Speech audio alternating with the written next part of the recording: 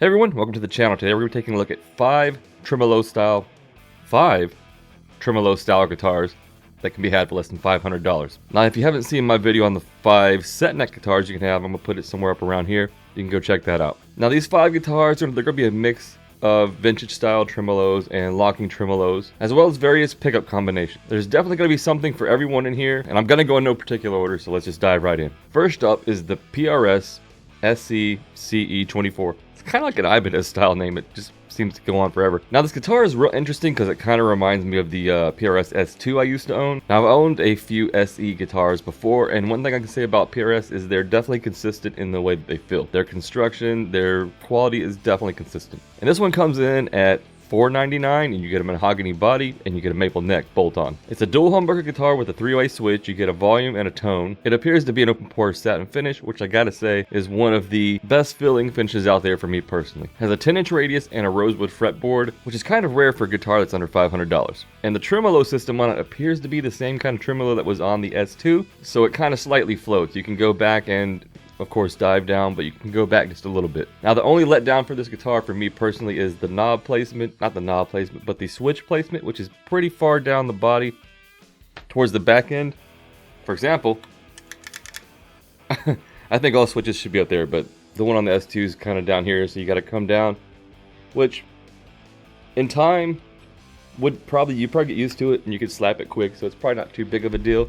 Just a weird placement. It also features that carved-in PRS 25-inch scale link. Next is the Ibanez Gem Jr., which also clocks in at $4.99. Now this is a guitar that I previously owned, and it doesn't honestly leave a lot to be desired. It's comfortable to play, and it looks great. It features a Meranti body, if I'm saying it right. It was supposed to be kind of similar to mahogany. It has 24 jumbo frets on a maple neck. It's a 25.5 scale length, and the neck is a Wizard 3 on a Yatoba, however you say it, fretboard. You get an HSH pickup configuration. Some people may find the vine inlays and the colors to be a bit much, but I think they look great. Now the locking system may be more than what a lot of people want to deal with, but I feel like after a few times you change the strings and doing setups, it gets easier every time you get accustomed to it.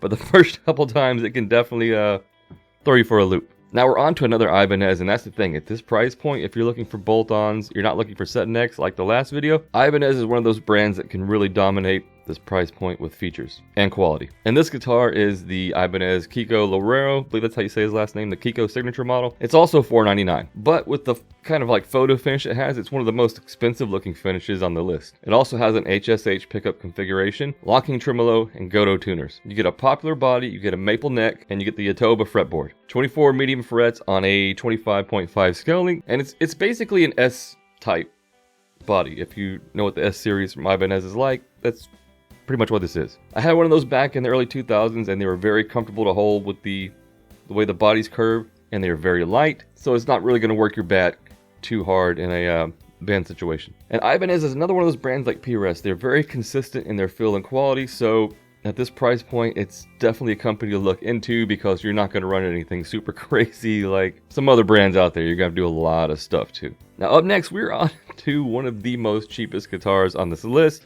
It's a guitar I really want to get my hands on and try out, and it is the Sterling by Music Man Stingray. They have one that's all black. It's blacked out, just looks great. Would really like to try it out because I used to have a Jason Richardson, and if the neck feels anything like that neck, then the Stingray is going to be badass. It has a poplar body, it has a maple neck, and a laurel fretboard. You get a 25.5 scale length and a 12-inch radius with 22 frets. The frets are what they call narrow frets. I wonder if it's kind of like those Gibson fretless wonders that people always talk about, where the frets are so low you just feel like you're playing fretless. It also features a 1 volume 1 tone 3-way selector switch configuration on a vintage style tremolo. And the final guitar on this list is the most radically different than the others. It's the Squier Classic Vibe 50s. Now if you've ever tried a Classic Vibe, people love these guitars for a reason. In one of my older bands, the singer, he used one. I got to play it a lot, and they are definitely worth the money. It's a 3 single coil guitar, and the best thing about Fender guitars is practically everything on it can be replaced. This could be a guitar you could have your entire life because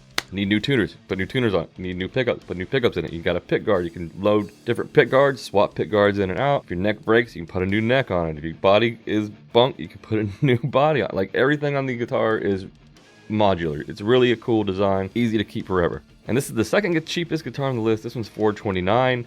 You get a NATO body and a maple neck, 9.5 radius and 21 frets, 21 narrow tall fret. You get a vintage tremolo and you get 25.5 scaling. Now the only thing to really consider before buying a guitar like this is how much noise interference you get in your environment. Here in mine, single coils are a no-go because there's so much interference coming around here. I cannot use it. Humbuckers even act like single coils. I use multiple gates just to be able to play guitar and not go crazy by hearing all the noise that I pick up. And the only other thing to consider about Fender Strats is the knob placement. Depending on how you play, it could be a problem because the volume knob is so close to the strings. You might have to adjust your playing style because of that. If you're a guy that, for example, now Charvel remedies that by only having 2 knobs, but that's less options, right?